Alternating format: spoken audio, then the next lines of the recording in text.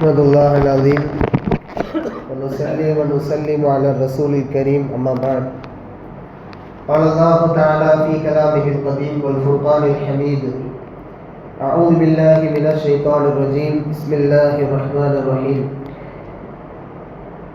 ربنا آتنا من لدنك رحمة وهيئ لنا من أمرنا رشدا. صدق الله العظيم. புகழ் அனைத்தும் அல்லாஹ் ஒருவனுக்கே உரித்தாகட்டும். இன்று சூரா கஹ்ஃபின் கடைசி பகுதியும் சூரா மரியம் முழுவதும் சூரா தாஹா முழுவதும் ஓதப்பட்டது. அல்லாஹ்வின் கிருபை, நாம் தினமும் குர்ஆனை செவியேற்கக்கூடிய பாக்கியத்தை அல்லாஹ் கொடுத்திருக்கிறார் என்பதை நினைத்து நாம் தினமும் சந்தோஷப்பட்டு கொண்டு இருக்க வேண்டும். இந்த 3 சூறாவில் சூரா கஹ்ஃப், சூரா மரியம், சூரா தாஹா, இதில் சூரா கஹ்ஃப் குகை என்று அர்த்தம். குகை என்று ஏன் அல்லாஹ் அந்த சூறாவுக்கு பேர் வைக்க வேண்டும்? அந்த பேர் வச்சதுக்கான காரணம் என்ன? இதிலே ஒரு பெரிய ஹிஸ்டரி ஒன்று சொல்றாங்க. ஒரு ஊரில் திக்கியானூஸ் என்று சொல்லப்படக்கூடிய ஒரு அநியாயக்கார அரசன். இந்த அரசன் மக்களை எல்லாம் சிலையை நீங்கள் வணங்க வேண்டும் என்று சொல்லி கட்டாயப்படுத்துகிறார். அதாவது சிலை வழிபாடு, இது செஞ்சாதான் இந்த நீங்க ஊர்ல இருக்க முடியும், இல்லைன்னா உங்களை கொடுமைப்படுத்துவேன் அப்படின்னு சொல்றான். ஒரு கொடுங்கோல் அரசன், ஒரு அநியாயக்கார அரசன். அவன் பெயர் திக்கியானூஸ். இது அங்கிருந்த எல்லா மக்களும் சில பேர் ஏற்றுக்கிட்டாங்க, சில பேர் மறுத்தாங்க. ஒரு 7 நபர்கள் மட்டும், வாலிபர்கள், யங்ஸ்டர்ஸ், அல்லாஹ்வுக்கு மட்டும் அஞ்சுவதும் அடிபணிவதும் அல்லாஹ் ஒருவனுக்கு மட்டும் என்று சொல்வார்கள் இல்லையா, அதை அவர்கள் வரலாற்றாக செய்து காட்டினார்கள். இப்போ இந்த அரசன் சொன்ன உடனே அவங்களுக்கு அல்லாஹ் மீதான அச்சம் ஏற்பட்டு, நாம் எங்க சிலையை வணங்கிடுவோமோ, அதுக்கு இடம் கொடுத்துருவோமோ அப்படின்னு பயந்து இந்த ஊர்லயே நாம் இருக்கக்கூடாது அப்படின்னு முடிவு செஞ்சு, அந்த அரசன் சொன்னதுக்கு அவங்க கட்டுப்படாம இந்த ஊரை விட்டே போயிடலாம் அப்படின்னு முடிவெடுத்து 7 நபர்கள் ஓடோடி வருகின்றார்கள். வருகின்ற பொழுது இந்த துவாவை ஓதுறாங்க. ரப்பனா ஆதினா மின் லதுன்க ரஹ்மா, ரப்பே உன் புறத்திலிருந்து கருணையை எங்களுக்கு தா, உன் புறத்திலிருந்து கிருபையை எங்களுக்கு தா. ஏன்னா என்ன நடந்திருக்கு? சிலையை வணங்க சொல்லி அவன் சொல்றான் அந்த அரசன். அப்போ அதுக்கு நம்ம வழிபடக்கூடாது, இப்போ அல்லாஹ்வை தான் வணங்கணும். அங்கே இருந்தாங்கன்னா நம்ம தொந்தரவு படுத்துவோம் அந்த அரசன். இப்போ ஓடி வந்துட்டு இந்த துவாவை கேட்டவுடனே ஒரு குகையில் தஞ்சம் போகின்றார்கள். ஒரு பெரிய குகை. அந்த குகைக்குள்ள உட்கார்ந்துட்டு யோசிக்கிறாங்க. அல்லாஹ்வுடைய ஏற்பாடு, அவர்களை அல்லாஹ் தூங்க வைக்கிறான். 1 அல்ல 2 அல்ல, 309 வருஷம் தூங்க வைக்கிறான். 309 வருஷம் குர்ஆன்ல வருது. 309 வருஷம் அந்த இறை நேசர்களை, அல்லாஹ்வை நேசித்த அந்த அடியார்களை, அல்லாஹ் மட்டும் எங்களுக்கு போதும் என்று சொன்ன உறுதியாக இருந்த அந்த மக்களை 7 பேர் தான். 7 பேர் தான்.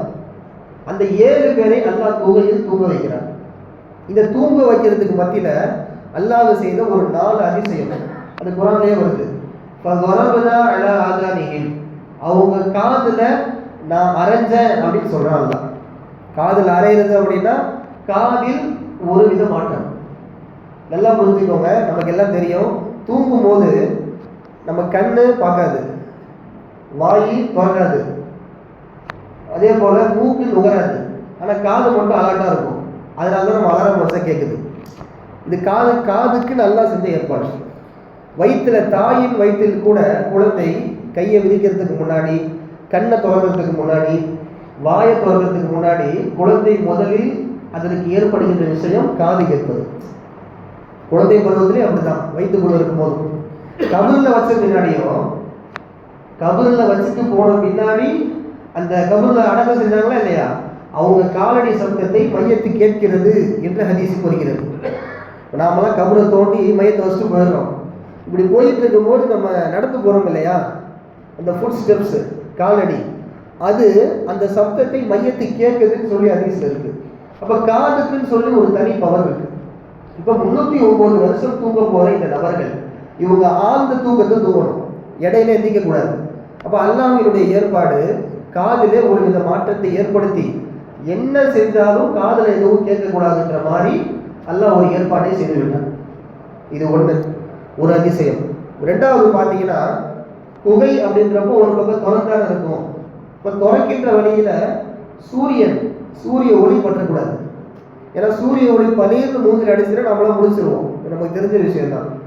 அப்போ 309 வருஷம் தூங்கக்கூடிய அந்த நபர்கள் முடிக்க கூடாது. இப்போ அப்போ சூரிய ஒளியை அல்ல என்ன பண்றான், இந்த பக்கம் வர சூரியனை அந்த பக்கம் மாற்றி விடுறான்.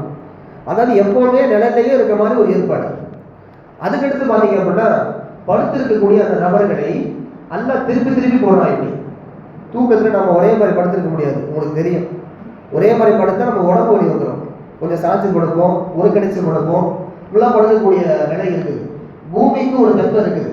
பூமியில நீங்க ஒரு பொருளை வச்சீங்கன்னா அது அசைஞ்சிட்டே இருந்தாதான் பூமி அதை ஒன்றும் செய்யாது, அரிக்காது. ஒரு பொருள் அப்படியே வச்சிருக்க பூமி என்ன ஆகும், அது அரிப்பை ஏற்படுத்தும். அப்போ 309 வருஷம் தூங்கக்கூடிய அவர்களை பூமி எதுவும் செஞ்சிடக்கூடாதுன்றதுக்காக எல்லாம் என்ன பண்றான், கொஞ்சம் அப்படி மாற்றி போடுறான். இது எதுவுமே அவங்களுக்கு தெரியாது, நாம தூங்கிட்டோன்றதே தெரியாது. குரான்ல எல்லா சம்பவம், இந்த சம்பவம் தெளிவாக வருது. அப்படி அதுக்கடுத்து பார்த்தீங்க அப்படின்னா இப்படியே ஒரு அதிசயத்தை நிகழ்த்தி அல்லாஹ் கடைசியில் 309 வருஷம் கழிச்சு அவங்க எந்திக்கிறாங்க.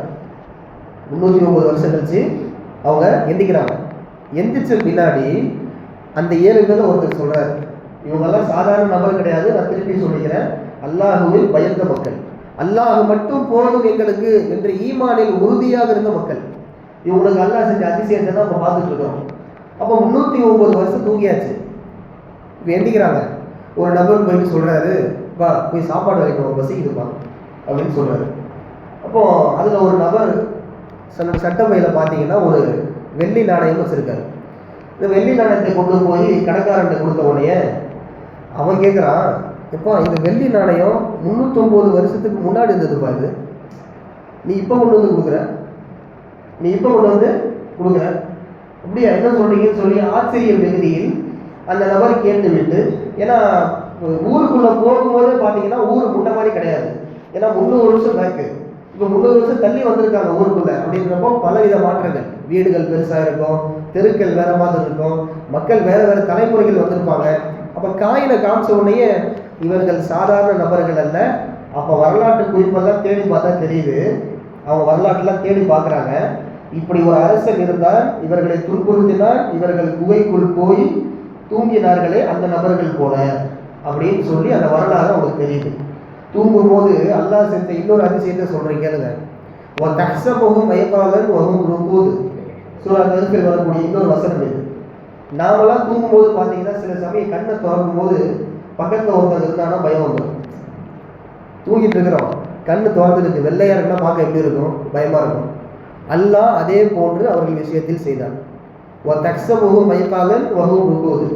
மக்களே, நீங்கள் அவங்க ஒழிச்சிட்டு இருக்காங்கன்னு நினைக்கிறீங்க, ஆனா அவங்க தூங்கிட்டு இருக்கிறாங்க. ஏன் அல்லாஹ் இப்படி செய்யணும்? தூங்கிட்டு இருக்க மக்கள் அல்லாஹ் கண்ண முடியும் தூங்க வைக்கிறாங்க இல்லையா? ஏன் இப்படி செய்யணும் அப்படின்னா, யாராவது வந்து பார்த்துட்டு ஏதோ டெட்பாடி கிடக்குது போல, நாலு ஒரு 7 கிடக்குது, புதைச்சல் தான் நினைச்சிடக்கூடாதுன்னு அல்லாஹ்வுடைய ஏற்பாடு. வந்து பார்த்த உடனே அவங்க பயந்து ஓடணும் அப்படின்றதுக்காக அவங்க நல்லா தூங்க வைக்கிறான், ஆனா மொழிப்போட வச்சிருக்கிறான். இதெல்லாம் அவருடைய ஏற்பாடு. அவங்களை தூங்க வைக்கிறது மட்டும்தான் அல்லாஹ்வுடைய நோக்கம். அப்போ அல்லாஹ் அவர்களை காப்பாற்றி இந்த சம்பவத்தை அங்கே முடிக்கின்றார்கள். ஒரு பெரிய வரலாறு இது, ஒரு 10 நிமிஷத்துக்குள்ள சொல்றது அல்ல. இப்போ இந்த ஹிஸ்டரியில நாம தெரிஞ்சுக்க வேண்டிய ஒரு 2-3 லெசன் இருக்கு. நமக்கு அல்லாஹ்வை வணங்குவதற்கு எந்த துன்பம் எந்த பிரச்சனை வந்தாலும் நாம் யோசிக்க கூடாது, துணிஞ்சு நிற்கணும். அல்லாஹ் தான் எனக்கு வேணும் அப்படின்னு நிற்கணும். எந்த சமயத்திலும் இன்னொரு மதத்துக்காரங்க கிட்ட நம்ம காம்ப்ரமைசிங் ஆகவே கூடாது, சமரசமாகவே கூடாது. அல்லாஹ் மட்டும்தான் இறைவன் என்ற அந்த தௌஹீத், அந்த ஏகத்துவ கொள்கை நம் மனசில் ஒவ்வொருத்தருக்கும் இருந்து வரும். இது அவங்க பண்ணாங்க, அதனால அல்லாஹ் அவங்களை கைவிடலை, அல்லாஹ் அவங்க நல்லா வச்சிருந்தான். 309 வருஷம் தூக்கம், கொஞ்சம் யோசிச்சு பாருங்களேன். நான் சொல்லும்போது அந்த கதைக்குள்ள நீங்க போயிட்டு வாங்க, உங்களுக்கு தெரியும். ஒரு நாள் நம்ம படுத்து எந்திரிச்சோம் அப்படின்னா உடம்பு வலி அதிகமா இருக்கும். தூங்கவே இருந்தாலும் உடம்பு வலிக்கும், அதிகமாக தூங்கினாலும் உடம்பு வலிக்கும். மனசனுடைய ஏற்பாடு அப்படி, அல்லாஹ்வுடைய ஏற்பாடு. 309 வருஷம் இப்போ அல்லாஹ்வுடைய ஏற்பாடு முடிஞ்சிருச்சு. 2வது லெசன், நிறைய பேருக்கு இந்த டவுட் இருக்கலாம். இன்னைக்கு நம்ம உலகத்தில் வாழ்ந்துட்டு இருக்கிறோம், நாளைக்கு எல்லாம் கபருக்குள்ள ஒரு நாள் போக போகிறோம். கபருக்குள்ள போன பின்னாடி நாமெல்லாம் எட்டிப்போமா, அல்லாஹ் நம்மளை எதிர்ப்பு விடுவானா அப்படின்னு சந்தேகம் இருந்துச்சுன்னா நமக்கு இருக்காது. அல்லாஹ் பாதுகாக்க வேண்டும். அல்லாஹ் அப்படி சொல்லியிருக்கிறான். ஒரு கால் சந்தேகம் இருந்துச்சுன்னா கபருக்குள்ள போன மனுஷனை எட்டி பார்க்கலாம். அது எப்படி முடியும்? அப்படின்னு யாராவது நினைச்சீங்கன்னா அவங்களுக்கான பாடம் இது, லெசன் இது. அல்லாஹ் 99 வருஷம் கழிச்சு அவங்க எழுப்பிட்டானா இல்லையா? அப்போ அந்த மாதிரி மையத்தான நம்மளையும் அல்ல என்ன பண்ண முடியும், எழுப்ப முடியும் அப்படின்றது இந்த வரலாறில் கிடைக்கக்கூடிய 2வது செய்தி. இப்படிப்பட்ட நல்ல அடியார்களை நினைத்து அவர்கள் எப்படி அல்லாஹ்வோடு நெருங்கி வாழ்ந்தார்கள் என்பதை புரிந்து கொண்டு அல்லாஹ்வோடு நெருங்கக்கூடிய பாக்கியத்தை வல்லறைவன் உங்களுக்கும் எனக்கும் தர வேண்டும். கடைசியாக ஒரு விஷயம், அவங்க கூட ஒரு நாய் இருந்துச்சுன்னு சொல்றாங்க. ஒரு கல்புகும் வாசிக்கும் திராணையும் வசீல், கூட ஒரு நாய் இருந்துச்சு அப்படின்னு சொல்லி ஒரு ஆயத்து வருது. 7 பேர் கூட ஏன் நாய் இருக்கணும் அப்படின்னா, அங்க திருக்குர்ஆன் விரிவுரையாளர்கள் ஒரு கருத்து அங்கே எழுதுறாங்க. என்னன்னா, 7 பேர் வந்து நல்லவங்க, நாய் வந்து நஜிசான பிராணி. நல்லவங்களோடு நஜிசான பிராணி சேரும்போது அவங்க கூட இருக்கும்போது அந்த நாய்க்கும் குர்ஆனில் இடம் கிடைத்திருக்கிறது. அந்த நாய்க்கும் குர்ஆனில் ஒரு இடம் கிடைச்சிருக்கு. அந்த மாதிரி உலகத்துல யா அய்யுஹல்லதீன ஆமனுத்தகுல்லாஹ் வ கூனு மஅஸ் ஸாதிகீன், அல்லாஹ் சொல்றான், நீங்கள் என்னை அஞ்சி வாழுங்கள், அதே சமயம் நல்லவர்களோடு சேர்ந்திருங்கள். நான் தொழுகிறேன், நோன்பு வைக்கிறேன், அல்லாஹ்வோட நெருங்கி இருக்கிறேன், இது மட்டும் போதாது, நல்ல மக்களோடு சேர்ந்து இருக்கப்பான்னு நல்லா சொல்றான். அப்ப நல்லவங்களோடு சேர்ந்து இருக்கிறதும் நம்மை நல்வழிப்படுத்தும், வழிகேட்டில் கொண்டு செல்லாது அப்படின்றது தெளிவா தெரியுது.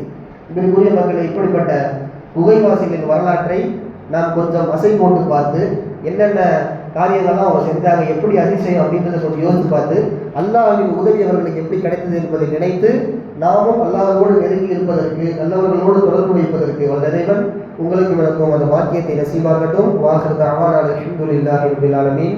அஸ்ஸலாமு அலைக்கும் வரஹ்மத்துல்லாஹி வபரகாத்துஹு.